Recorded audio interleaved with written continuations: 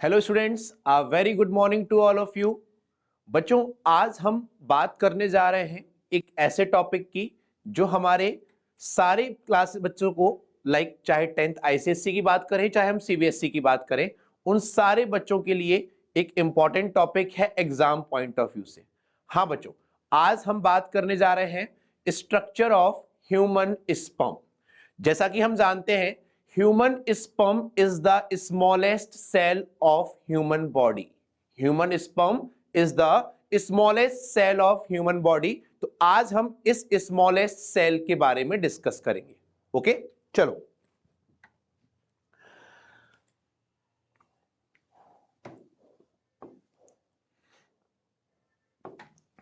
देखो बच्चों, जब हम बात करते हैं ह्यूमन स्पर्म के स्ट्रक्चर की, जब हम बात करते हैं ह्यूमन स्पर्म के स्ट्रक्चर की, उससे पहले हमें कुछ पॉइंट्स और भी जानने हैं।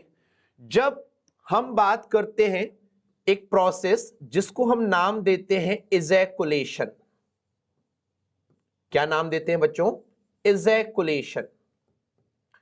जब मेल पार्टनर की बॉडी से कॉपुलेशन के टाइम पर जब मेल पार्टनर की बॉडी से स्पर्म्स ऊज आउट होते हैं, एग्जिट होते हैं, बाहर निकलते हैं, तो उस प्रोसेस को हम बोलते हैं इजैकुलेशन। क्या बोलते हैं बच्चों? इजैकुलेशन। और during ejaculation 200 to 300 million sperms body से बाहर निकलते हैं। कितने स्पर्म्स निकलते हैं बच्चों? 200 to 300 million sperms. And guys, only and only one sperm is required for fertilization. सिर्फ एक ही स्पर्म काफी है फॉर फर्टिलाइजेशन। नाउ एक इंटरेस्टिंग फैक्ट, जब स्पर्म्स फीमेल जेनाइटल ट्रैक्ट में एंटर करते हैं during copulation, then sperms require only and only 30 seconds to reach up to ovum. Ovum तक पहुंचने के लिए एक स्पर्म को सिर्फ और सिर्फ कितना टाइम चाहिए बच्चों? 30 seconds. So guys, during ejaculation 200 to 300 million sperms निकलते हैं और सिर्फ एक स्पर्म ही काफी है फर्टिलाइजेशन के लिए, और 30 seconds are required by one sperm to reach up to ovum. जब हम बात करते हैं ह्यूमन स्पर्म की, तो ह्यूमन स्पर्म एक मोटाइल सेल है दैट शो मोटिलिटी। वो चल फिर सकता है, मूव कर सकता है। तो आइए बच्चों, हम बात करते हैं स्ट्रक्चर ऑफ ह्यूमन स्पर्म की। बच्चों, जब हम बात करते हैं ह्यूमन स्पर्म की, तो human sperm consist of 4 parts. पहले हम उन 4 पार्ट्स को बना लेते हैं, फिर हम उनको डिस्कस करते हैं। जब हम बात करते हैं बच्चों ह्यूमन स्पर्म की, तो human sperm contain the first part which is known as head region. क्या कहलाता है बच्चों? Head region. This part is known as head region. इस पार्ट में 2 स्ट्रक्चर्स प्रेजेंट होते हैं। One is called nucleus and second is called acrosome. हम इन सारे पॉइंट्स को डिस्कस करेंगे। One is called nucleus and one is called acrosome. और इस न्यूक्लियस के अंदर 23 क्रोमोसोम्स प्रेजेंट होते हैं। So this zone which contain acrosome and nucleus is known as head region. What it called? Head region. Now, head region के बाद जो second part है ह्यूमन स्पर्म का बच्चों, that is called neck region. इस neck region में 2 centrioles होते हैं। सेंट्रियोल्स वो सेल ऑर्गेनेल्स होते हैं जो सेल डिवीजन में इन्वॉल्व होते हैं। This neck region contain one is known as proximal centriole,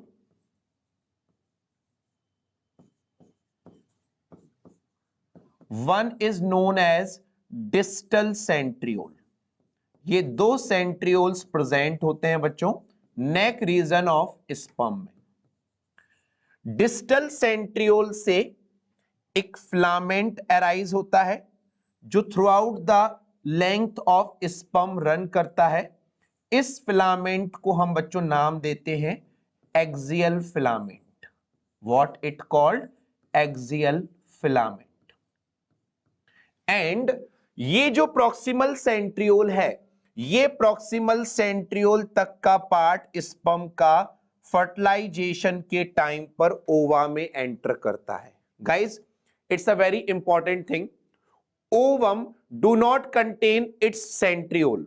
इसी वजह से जब स्पर्म ओवा से फ्यूज करता है, जाइगोट बनता है, उस टाइम पर ये प्रॉक्सिमल सेंट्रियोल ही जाइगोट के सेल डिवीजन में इन्वॉल्व होता है।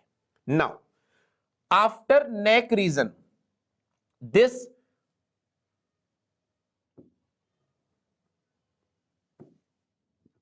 ये जो जोन है बच्चों प्रॉक्सिमल और डिस्टल सेंट्रियोल का, इसको हम बोलते हैं नेक रीजन। क्या बोलते हैं? Neck region. Now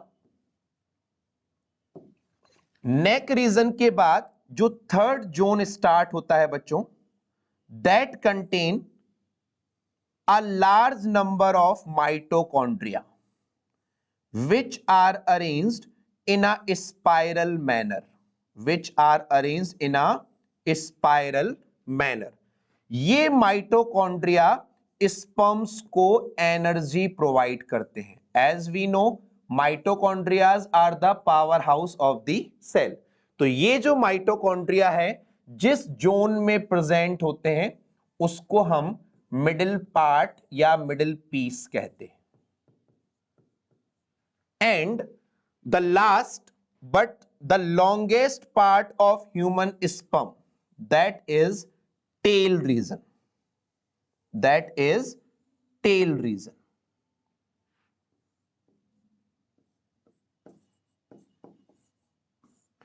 So guys, human sperm consists of 4 parts। head region जिसमें हम डिस्कस करेंगे न्यूक्लियस और एक्रोसोम को, नेक रीजन जिसमें हम डिस्कस करेंगे प्रॉक्सिमल सेंट्रियोल, डिस्टल सेंट्रियोल को, middle piece which contain spirally arranged mitochondria, and sperm का सबसे लॉन्गेस्ट पार्ट होता है बच्चों टेल रीजन। कौन सा पार्ट होता है? Tail region. अब हम इन सारे पार्ट्स के बारे में थोड़ा थोड़ा डिटेल में जानते हैं। देखो बच्चों, जब हम बात करते हैं ह्यूमन स्पर्म के हेड रीजन की, head region consists of nucleus. इस न्यूक्लियस में या तो 22+X क्रोमोसोम होते हैं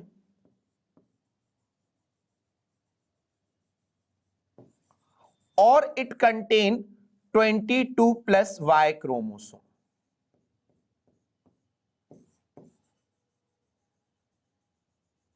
If 22+X chromosome will fuse with ovum, it will produce female child. If 22+Y chromosome will fuse with ovum, it will produce male child. That means in case of human, sex determination depends on sperm. Clear this thing? Now, the second part of head region contain a cap-like structure which is known as acrosome. My dear students, acrosome is developed by the modification of Golgi body। और इस acrosome में कई enzymes होते हैं जो enzymes ओवा की membrane को पेनिट्रेट करने में हेल्प करते हैं at the time of fertilization. I am again repeating this point. जब स्पर्म्स ओवा से फ्यूज करने जा रहा होता है तब ओवा की मेम्ब्रेन को ब्रेक करने का काम करते हैं ये एंजाइम्स। तो these enzymes involve in penetration of membrane of ovum, penetration of membrane of ovum. Clear this thing? So this is about the head region. Now अब हम बात करते हैं नेक रीजन की। नेक रीजन में दो सेंट्रियोल्स प्रेजेंट होते हैं। One is called proximal centriole,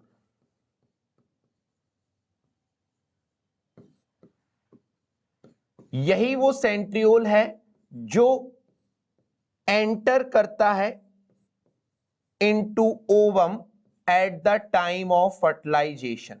याद रखना है बच्चों, डिस्टल सेंट्रियोल ओवम के अंदर एंटर नहीं करता, सिर्फ और सिर्फ कौन सा सेंट्रियोल करता है?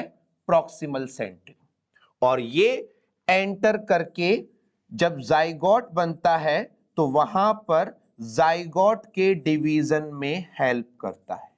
तो it help in division of zygote, it help in division of zygote. Clear this thing? This distal centriole help in formation of axial filament, जो थ्रू आउट द स्पर्म की लेंथ को या स्ट्रक्चर को support provide करता है। Clear this thing?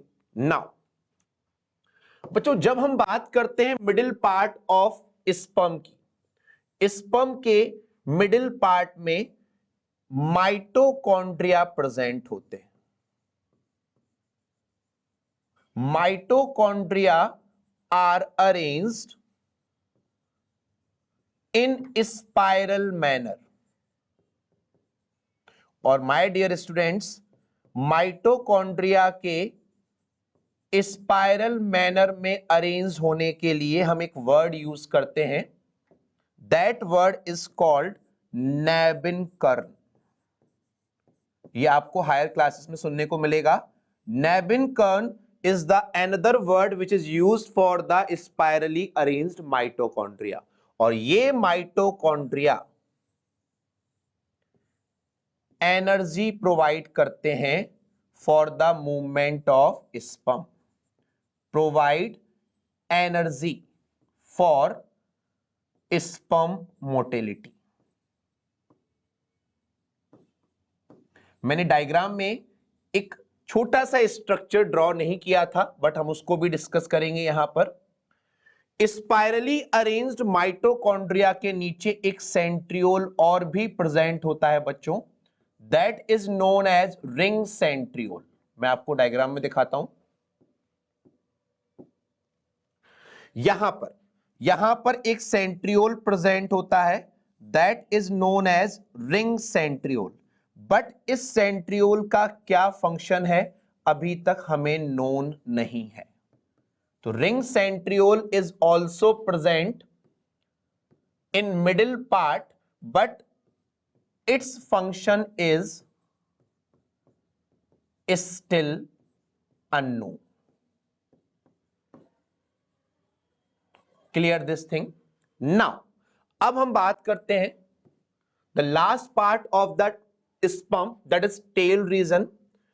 Tail is the longest part of human sperm.